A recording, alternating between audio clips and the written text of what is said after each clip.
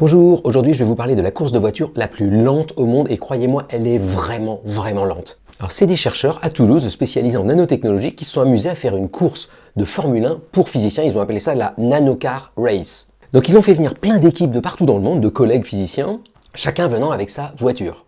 Alors la voiture, elle a cette tête-là, c'est une molécule. Alors la piste sur laquelle ils doivent concourir, c'est une petite plaque en or qui fait en gros 1/1000 de mètre de côté et sur laquelle sont tracés des sillons, vous voyez, qui font quelques nanomètres d'épaisseur. Et eux, ils doivent placer leur molécule dans le sillon et puis essayer de la faire avancer le plus vite possible. Alors pour faire ça, ils prennent la pointe du microscope à effet tunnel et ils balancent des pichenettes électriques par derrière à la voiture pour la faire avancer de proche en proche. Donc galère d'abord pour essayer de repérer où est la molécule et puis ensuite pour essayer de la faire avancer.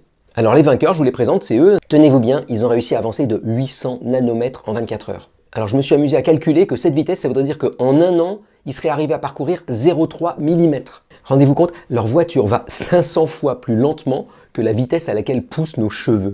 Et alors, le plus drôle, c'est de regarder les accidents. Donc l'accident le plus commun, c'est qu'ils paument leur molécule, ils la retrouvent plus, donc ils en ramènent une autre. Autre accident classique, ils sautent d'un sillon à un autre. Et le plus drôle, c'est ceux qui ont une molécule qui soudain se barre en sens inverse et ils comprennent pas pourquoi, et ils doivent essayer d'aller dans l'autre sens. Alors vous pourriez me dire, bon bah c'est des physiciens qui se font plaisir avec leur petite voiture. Alors vous y trompez pas, hein. Les technologies qu'ils sont en train de développer pour manipuler ces atomes et ces molécules, c'est les mêmes technologies qu'on peut utiliser à l'échelle du nanomètre, par exemple pour fabriquer des petits moteurs ou contrôler des réactions chimiques. Bonne journée!